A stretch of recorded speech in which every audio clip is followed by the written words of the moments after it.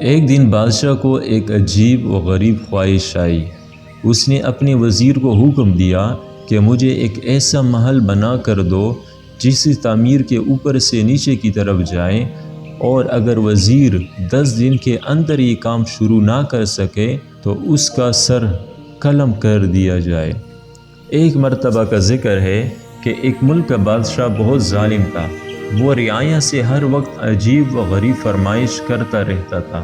اس کی عوام اور خاص طور پر اس کا ایک وزیر اس سے بہت تنگ تھا۔ وزیر ایک نیک دل اور عقل مند انسان تھا، جس کی وجہ سے ملک کے حالات کافی بہتر تھے۔ ایک دن بادشاہ کو ایک عجیب و غریب خواہش آئی۔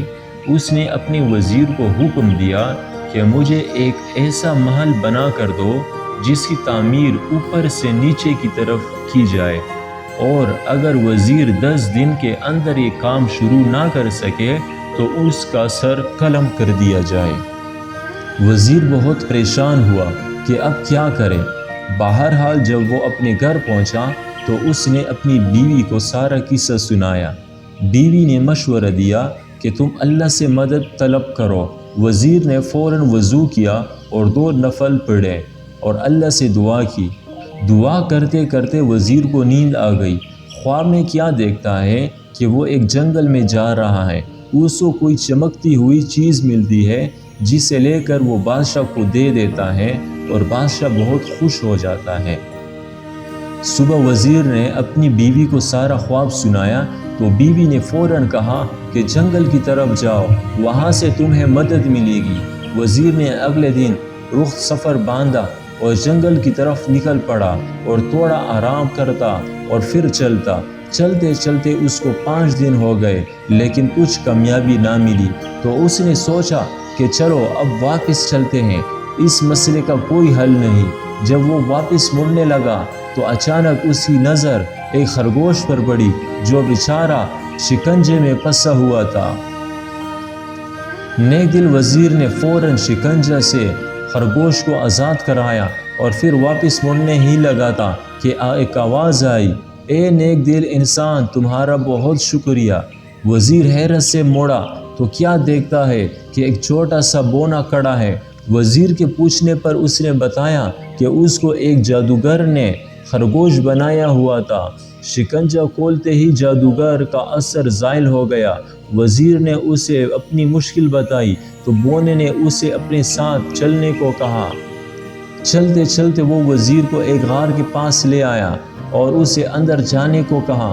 وزیر اندر گیا تو دیکھا کہ اندر ایک بزرگ عبادت کر رہے ہیں۔ وزیر نے انہیں سلام کیا اور اپنی مشکل بتائی۔ بزرگ مسکرائے اور کہا، بیٹا کوئی مسئلہ نہیں، اور ساتھ ہی وزیر کو ایک طوطا دیا کہ اس کو اپنے ساتھ لے جاؤ، یہ تمہاری مدد کرے گا۔ وزیر نے ان کا شکریہ ادا کیا اور واپس اپنے شہر کی طرف چل دیا۔ اپنے گھر جا کر اس نے اپنی بیوی کو سارا ماجرا سنایا۔ اگلے دن وہ بادشاہ کے محل گیا اور بادشاہ کو کہا، آپ میرے ساتھ چلیں اور دیکھیں میں کیسے اوپر سے نیچے کی طرف محل تعمیر کرتا ہوں۔